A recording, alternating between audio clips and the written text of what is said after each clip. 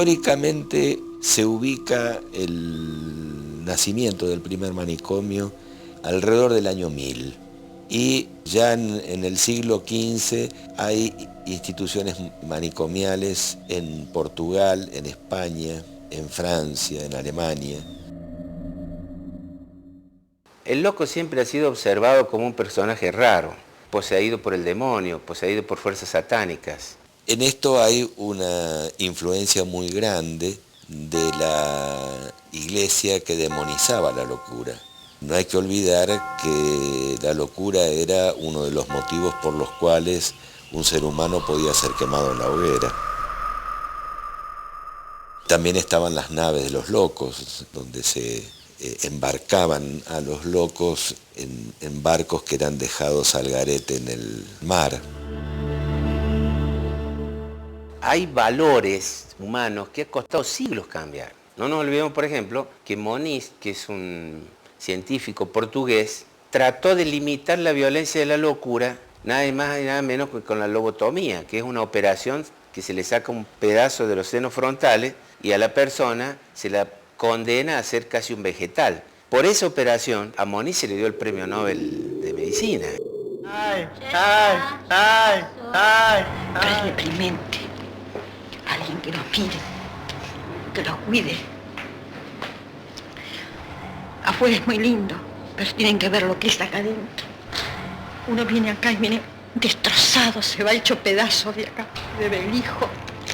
Así en estas condiciones. Los baños son sucios, se manejan ellos como pueden. Hace 3 meses que está acá.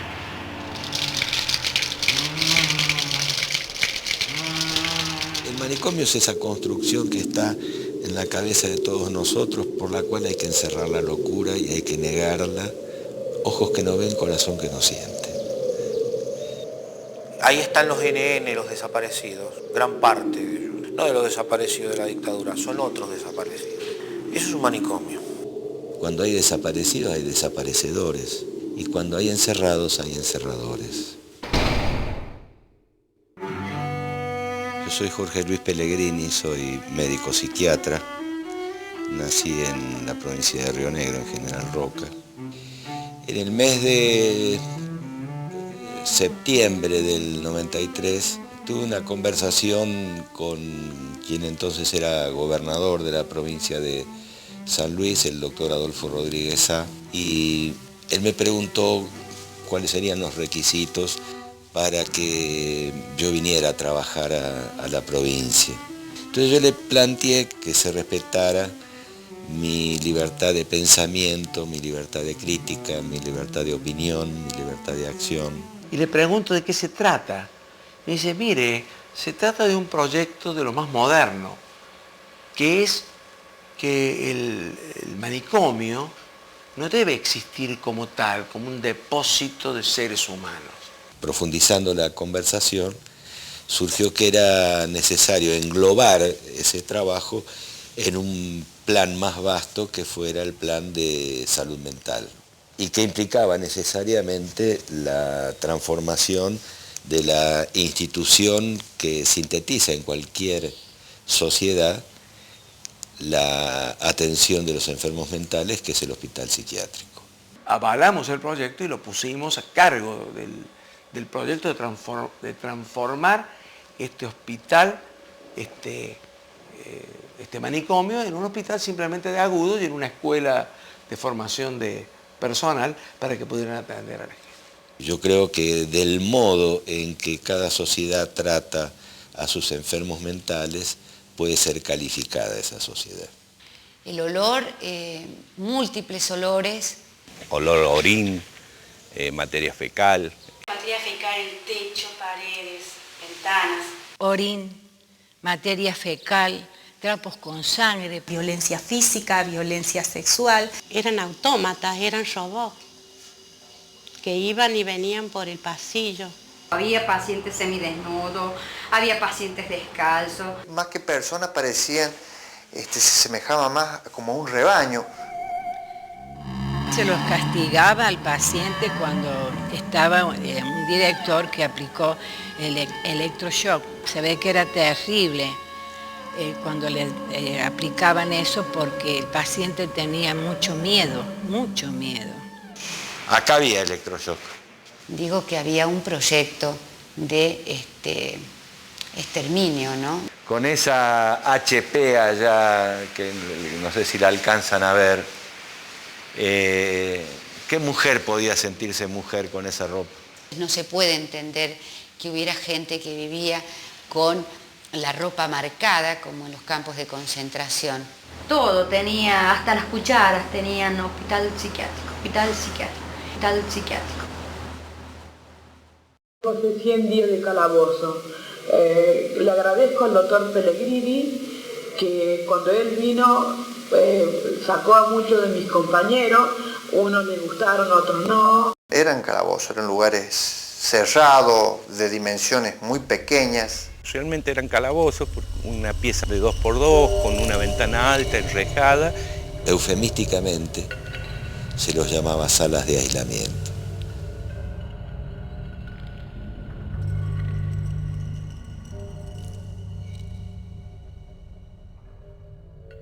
Ese 23 de noviembre salí con los seres humanos que estaban ahí y traspusimos la puerta del hospital.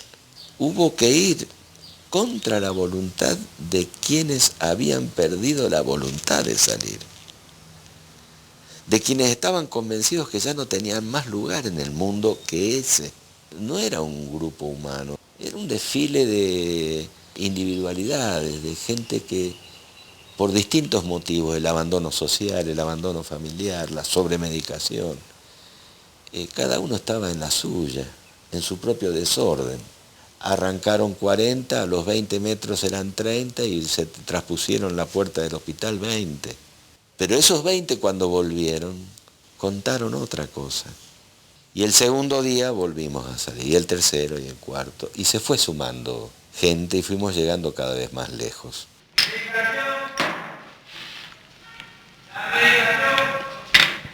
Tenemos una bandeja así, me acuerdo que sabíamos preparar. Así, particular. Todas en cuadritos. Todas. Esa era de sala de varones. Pacientes que llegaban a tomar 35, 40 pastillas por día.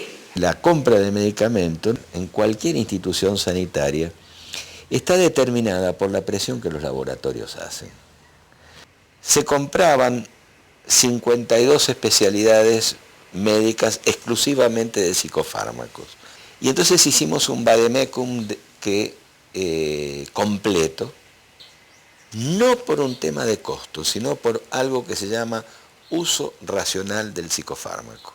Lo primero que se hizo es rediagnosticar a los pacientes que estaban diagnosticados de hacía 10 años y ahí se empezó a reducir la cantidad de medicación y a darle la medicación adecuada. El consumo de psicofármacos entre noviembre del 93 y febrero del 94 bajó un 90%. Empezaron a recuperarse las expresiones faciales, la gente empezaba a cansarse, porque caminaba, porque salía. Es decir, fueron cayendo mitos, entre ellos el mito de la omnipotencia del psicofármaco. El 60% de los trabajadores que estaban en el hospital venían castigados de algún sector de la administración pública. La decisión era transformar la institución, nunca fue cerrarla. Y tampoco, por supuesto, dejarla como estaba. ¿Qué los van a hacer? ¿Los van a dejar sin trabajo? ¿Los van a trasladar? Era ese pensamiento. Nos asustamos mucho porque también pensamos qué va a pasar con nosotros. Creíamos que nos íbamos a quedar sin trabajo, sin nada. Hubo un pequeño grupo que adhirió, hubo un grupo que resistió porque tocaba privilegios de ese grupo y hubo un grupo que yo digo que balconeó. Según soplaran los vientos se sumaba al proceso de transformación o se excluía. Para mí era intolerable convivir con la existencia de los 4 calabozos. Ahí hubo una asamblea donde yo recuerdo que una enfermera expresó el temor de muchos. Sí, nosotros vamos a abrir los calabozos, pero van a salir los pacientes, nos van a matar a todos. ¿Qué pasó? Se votó. Aclaro que no todo el mundo estuvo de acuerdo. La mayoría sí lo estuvo. Y se abrieron los calabozos. Y nadie mató a nadie. Yo creo que lo más interesante de la asamblea, que es un nivel de relación donde todos somos iguales. Hubo reflexión, hubo discusión, hubo disenso. Lo había en el afuera y era muy cruel, pero lo había en el adentro y era esto lo que nos permitió crecer, soportar lo distinto. Cada vez que uno se propone generar un cambio social, tiene que tener claro que la resistencia al principio va a ser mucho mayor que la fuerza que el proyecto tiene. Esto generó una polémica enorme en el ámbito de la salud mental, etc. Tuvimos inconvenientes de todo tipo. Desde agosto hasta diciembre del año 94, donde un frente político que en la Argentina siempre se conforma cuando hay que frenar proyectos populares, nacionales y revolucionarios, también se puso en marcha.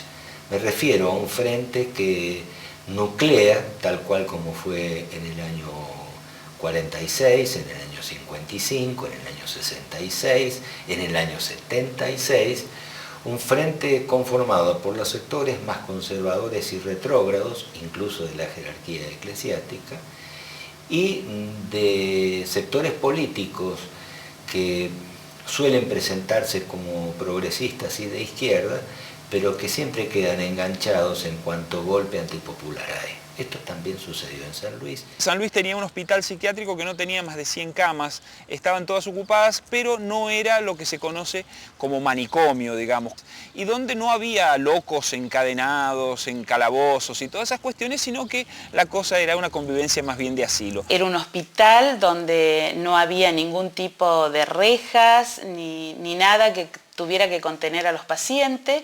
El doctor Pellegrini, cuando ingresa al hospital psiquiátrico, desconociendo totalmente las patologías de los pacientes, justificó la masiva externación de los mismos. Siempre se dijo que no tenía el título profesional habilitante para tareas de psiquiatría, ya sea porque no era médico o porque no había hecho los cursos de posgrado en materia de la especialización de psiquiatría. Nunca se pudo averiguar. Y en el año 95 recibimos una serie de denuncias acerca que, como consecuencia de la implementación de unas reformas que se estaban llevando a cabo en el hospital psiquiátrico de San Luis, a través del procedimiento de lo llamado las externaciones, muchos habían muerto y eso podría constituir en abandono de personas. Creo que fue una expectativa ingenua que yo tuve. Creer que este proceso de transformación que implicaba un programa sanitario iba a ser debatido en el plano científico, en el plano teórico, pero no fue así. En realidad lo que hubo fue una sucesión de campañas de difamación a las cuales nos costó al principio responder, porque hacían a la honestidad de cada uno de nosotros como seres humanos. Han sido muy duros con nosotros. Han sido muy duros algunos sectores con nosotros. A estos pacientes se los llevó a la calle y se los dejó solos. Muchos de ellos fallecieron en situaciones trágicas, que era lo que preveíamos que iba a suceder. Suicidados, quemados, asesinados. Quemados vivos, con llamas. Si un paciente, como sucedió en una oportunidad que tuvo un accidente en la vía pública, se nos culpaba a nosotros del accidente en la vía pública. Como si un paciente que tiene una cardiopatía, que se va para el hospital, choca con su vehículo, le vamos a echar la culpa al cardiólogo. Una cosa totalmente irracional. Pero en mucha gente estos conceptos aún tienen vigencia, ¿no? Porque hacen del paciente mental una propiedad del hospital psiquiátrico. Se abrieron 2 causas federales, 2 causas civiles y 2 causas penales, todas ellas en el lapso de 4 días, con el escándalo periodístico detrás de todo esto. Hicimos una denuncia, apoyados en ese momento por la oposición al gobierno de la provincia. Hicimos pedidos de informes, pedidos de interpelación a los ministros Y esto terminó derivando en una denuncia que en su momento hicimos ante la justicia. Denunciaban situaciones absurdas, como que en el hospital había mujeres internadas y hombres internados, como en cualquier hospital. Pero que esto reflejaba una idea de fomentar la promiscuidad. Nunca se habían hecho cargo de los hechos de violencia, las violaciones y los partos que hubo en ese hospital en la época del manicomio. Yo quisiera hablar más bien de los apoyos. Creo que mucha gente lo apoyó este movimiento. Mucha gente estuvo de acuerdo. Cuando se planteaba que es imposible ver el tema de la salud mental si no es en libertad. ¿Qué salud se puede construir con una persona encerrada? Generar un proceso que jerarquizaba el hospital público, cuando en realidad se había privatizado la enfermedad, era ir contra la corriente. Esto había que tenerlo claro, y esto estuvo claro. Y estuvo claro en la decisión que tomó el Estado provincial. Se empezó por varias situaciones simultáneas. Una era poner en el centro la situación de sufrimiento de los seres humanos que estaban ahí adentro, cuyo promedio de reclusión era de 7 años y medio. El 23 de noviembre del 93 había 97 personas esa mañana. Entonces yo decidí que ese iba a ser el corte, el kilómetro cero, digo, a partir de este momento. 97 es el tope. No va a haber 98. Había un grupo de pacientes que realmente quería irse, pero lo asustaba el afuera. Y otro tanto le pasaba al personal de la institución. Es decir, queríamos que se fueran, me pasaba a mí, pero también tenía miedo de lo que les iba a pasar en el afuera. El hospital en la calle surge de una idea, que las personas que estaban ahí no habían nacido ahí. En algún lugar habían nacido. Que en general nunca estaba consignado en la historia clínica ni se sabía dónde quedaba. El 75% no era de la ciudad de San Luis. Entonces se armaron equipos de trabajo en la comunidad. Pero que el primer objetivo que tenía era reconstruir la historia real de la gente, no el mito del loco encerrado. Bueno, ¿quién era esta persona? ¿De dónde venía? ¿Cuándo por ahí? Por ahí. Había escenas desgarradoras, pero para todos nosotros fueron desgarradoras. Había personas que volvían después de 20 años a su lugar, no para quedarse, no era que los llevaban para que se quedaran, pero para que volvieran a ver su paisaje. Lo que